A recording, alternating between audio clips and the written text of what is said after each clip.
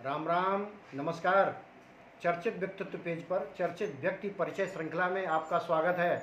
आज हमारे साथ हैं नगर के बहुत ही प्रतिष्ठित नेत्र चिकित्सक तथा विभिन्न सामाजिक संगठनों में बढ़ चढ़कर अपनी भूमिका निभाने वाले बहुत ही सरल स्वभाव के हमारे मित्र भाई डॉक्टर श्याम गुप्ता जी। डॉक्टर साहब नमस्कार। जी नमस्कार डॉक्टर आशीष जी। आपका बहुत बहुत स्वागत है। धन्यवाद। डॉक्टर साहब, अभी आप नेत्र चिकित्सा के साथ साथ विभिन्न सामाजिक संगठनों में भी अपनी भूमिका निभाते हैं, जैसे कि राष्ट्रीय स्वयंसेवक संघ के आनुषंगिक संगठन सक्षम में आप नेत्रबाधित प्रकोष्ठ के जिला प्रभारी हैं। साथ ही साथ राष्ट्रीय स्वयंसेवक संघ के ही आनुषंगिक संगठन विद्या भारती द्वारा संचालित नगर के बहुत ही प्रतिष्ठित विद्यालय में आप उप प्रबंधक हैं। भारत विकास परिषद के आप सक्रिय सदस्य हैं। सवर्ण समाज सेवा संस्थान में आप नेत्र चिकित्सा प्रकोष्ठ के जिला अध्यक्ष हैं। इतना आप कैसे कर पाते हैं डॉक्टर साहब? जी अच्छा प्रश्न पूछा डॉक्टर आशीष जी आपने। देखिए, मैं दिव्यापुर में काफ़ी लंबा समय हो गया मुझे इस क्षेत्र में, अपने चिकित्सा क्षेत्र में जुड़े हुए।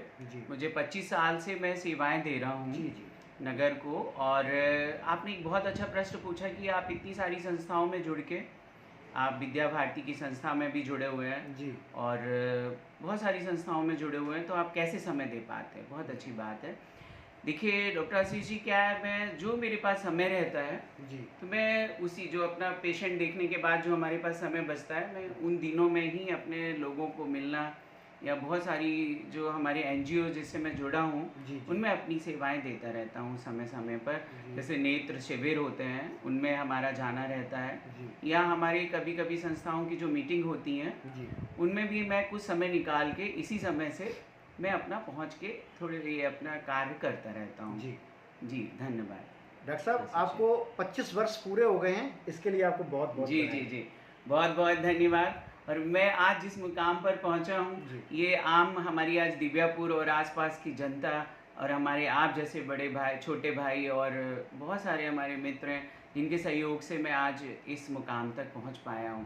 एक बहुत बड़ा सहयोग इस मुकाम तक पहुंचने के लिए मेरे जो शिक्षा परिवार के लोग हैं, जो प्राध्यापक हैं, उनका हमारे जीवन में बहुत सहयोग रहा। जब मैंने यहाँ पे प्रैक्टिस स्टार्ट की थी जी, डॉक्टर आशीष जी, जी, जी, उस समय बहुत जो ये अपने प्राथमिक शिक्षा परिषद के जो जी, टीचर थे, जी, उन्होंने हमारा बहुत सहयोग किया। जी, और आज मैं इस मुकाम तक पहुंचा, ये प्रभु की कृपा और आप सब लोगों का सहयोग से संभव हुआ। तो उसमें धन्यवाद। आपकी काबिलियत सबसे ज़्यादा है।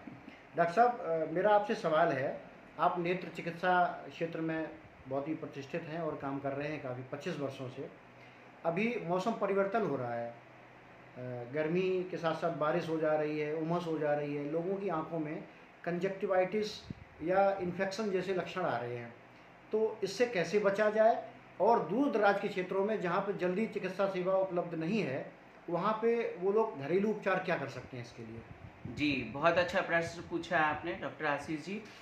कंजंक्ट हमारी जो ये सीजन जब चेंज होता है तो हमारी जी, जो कंजंक्टाइवा होता है उस पर जी, इन्फ्लेमेशन हो जाता है। जी, तो जब इन्फ्लेमेशन हो जाता है तो हमारी पेशेंट की आई से वाइट डिस्चार्ज आना, आंसू आना, रेड हो जाना होता जी, है। जी, तो देखिए, छोटी जगह में, छोटे क्षेत्र में लोग जो रहते हैं तो वहाँ पे बस वो प्रिकॉशनरी बेस पे दो ही काम कर सकते हैं, या तो जी, पानी को बराबर बार बार धुलना, दिन जी, में 2-4 बार, जी, हाथों को अच्छे से साफ सफाई रखना, और नॉर्मल एक ड्रॉप मिल जाता है, एंटीबायोटिक ड्रॉप बोलते हैं उसके, और वो हर गांव में मिल जाता है जिसको सिप्लॉक्स के नाम से जाना जी, जाता है। जी, तो वो यूज कर सकते हैं। जी, अगर उसके बाद भी उनको कोई परेशानी रहती है तो संबंधित जो भी नेत्र केंद्र हैं, जैसे जी, मेरा भी है एक विशाल आई केयर के नाम से, जी, जी, वहाँ भी आ सकते हैं। जी, और जहाँ उनको नियरेस्ट पड़े वो उस जगह जाके अपना परामर्श ले सकते हैं, जिससे कि उनको रिलैक्स मिल सके। जी धन्यवाद। जी आशीष जी। डॉक्टर साहब, एक संगठन है परस्पर सहयोगी ग्रुप,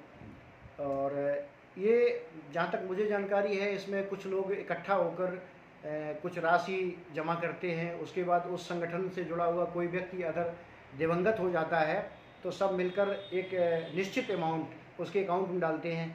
ये एक बीमा कंपनी की तरह कार्य करता है। तो इसमें आप बड़ी भूमिका में हैं, इसके बारे में थोड़ा बताइए डॉक्टर साहब। जी धन्यवाद डॉक्टर आशीष जी, बहुत अच्छा पूछा आपने।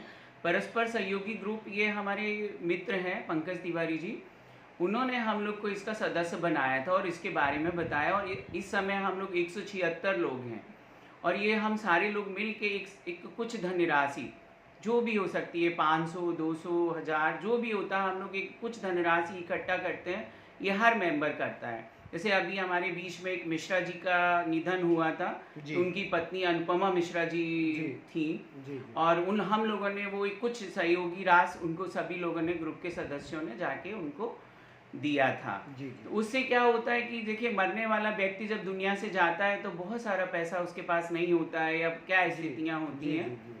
तो इस तरह से हम लोगों के विचार आया कि पंकज जी, हम सब लोगों ने मिलके ये विचार किया कि अगर इस तरह से एक ग्रुप, इसमें धीरज भी काफ़ी इन्वॉल्व रहते हैं और भी कई लोग हैं, मैं सबके नाम नहीं याद आ रहे हैं। तो हम लोग कुछ राशि इकट्ठा करके ये सोचा गया किया जाए तो क्षणिक इस मदद मिल सकती है। तो इस तरह से हम लोग कार्य करते हैं उसमें। बाकी हमें कोई अभी फंडिंग वगैरह ऐसा नहीं होता है, ये हम लोग आपस में ही मिल के करते हैं। जी, धन्यवाद। डॉक्टर साहब, नगर के बहुत ही प्रतिष्ठित विद्यालय विद्या मंदिर इंटर कॉलेज जैसे विद्यालय के उन्नयन में आपकी बड़ी भूमिका है। विद्या मंदिर में पढ़ने वाले बच्चों और वहाँ कार्य करने वाले शिक्षकों के लिए आपका क्या संदेश है? जी डॉक्टर आशीष जी, आपने बहुत अच्छे क्वेश्चन पूछा है। ये भी मैं विद्या मंदिर में सह प्रबंधक की पोस्ट पे हूँ अभी, और मैं पिछले 5 वर्ष, पिछला वर्ष था हमारा 5 और अभी 5-7 साल से मैं वहाँ पे अभी सह प्रबंधक की पोस्ट पे हूँ। तो वहाँ पे सबसे अच्छा क्या रहता है कि हमारे सारे परिवार के बीच हम लोग सामंजस्य बना के रखते हैं, जिससे कि बच्चों में कोई प्रॉब्लम ना आए।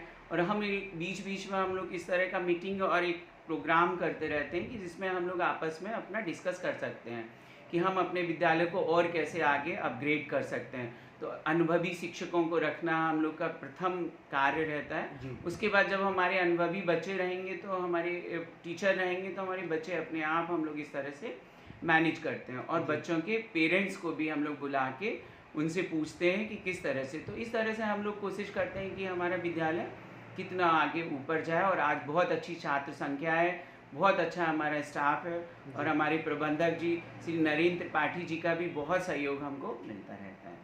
जी धन्यवाद। डॉक्टर साहब, आप बहुत ही प्रतिष्ठित व्यक्ति हैं नगर के, और नगर के जनप्रतिनिधियों से आपके संबंध ठीक रहते हैं।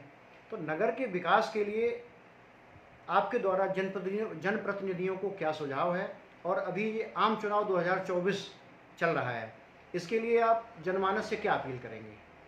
जी डॉक्टर आशीष जी, बहुत अच्छी बात आपने पूछी है, क्योंकि इस समय हमारा लोकसभा का चुनाव चल रहा है और हमारे यहाँ 13 मई को वोटिंग होगा। तो मैं जनप्रतिनिधियों से सबसे पहले ये कहना चाहता हूँ, जो हमारे जनप्रतिनिधि हैं, हमारे नगर को ट्रेनों की आवश्यकता रहती है। जैसे बहुत सारे पैसे वाले लोग हैं, अपनी गाड़ियों से निकल जाते हैं, बट जो मध्यम वर्गीय और गरीब लोग हैं उनको गाड़ी की आवश्यकता रहती है। तो मैं सारे जनप्रतिनिधियों से यही कहना चाहता हूँ कि जब भी आप आएँ हमारे क्षेत्र में जीतकर, तो हमारे नगर और हमारे जो भी अपनी उनकी लोकसभा और विधानसभा है, उसको जो अच्छे से अच्छी मुहैया व्यवस्थाएँ हो सकती हैं वो कराएँ। और हमारे नगर में अभी इस समय हमारे चेयरमैन साहब जो राघव मिश्रा जी हैं, काफ़ी अच्छा कार्य कर रहे हैं, और मैं उनसे बीच बीच में मिलता रहता हूं। और उन्होंने मुझे कई चीज़ों के लिए एश्योर किया कि आने वाले भविष्य में हम ऐसी गाड़ी ला रहे हैं जो वो हर घर जाके कूड़ा भी कलेक्ट करेगी, और हम जो डंपिंग हो रही है कूड़े की नगर में, वो भी ख़त्म हो जाएगी। तो ये जब हमारा आचार संहिता ख़त्म होने के बाद ये सारी व्यवस्थाएँ आपको मिलेंगी। और बाकी मैं पूरी कोशिश करता हूँ कि हमारे चेयरमैन साहब राघव मिश्रा जी की तरफ से पूर्ण लोगों को सहयोग मिले और कोई दिक्कत ना आने पाए। बाकी मैं आने वाली 13 तारीख को विधानसभा का चुनाव है, तो मैं आने वाली 13 तारीख को लोकसभा का चुनाव है। तो मैं सभी लोगों से एक यही अपील करता हूँ कि आप लोग घर से आएँ और ज़्यादा से ज़्यादा वोट संख्या बढ़ाएं और अच्छा प्रतिनिधि चुन के देश की उन्नति में सहयोग करें। मतदान जरूर करें। जी डॉक्टर साहब, आपसे बात करके बहुत अच्छा लगा। आपने मेरे सवालों का बहुत अच्छे से जवाब दिया, इसके लिए आपको धन्यवाद। डॉक्टर आशीष जी, बहुत अच्छा लगा, आपने मुझे एक मौका दिया और मैं कुछ अपनी बात रख पाया। बहुत धन्यवाद।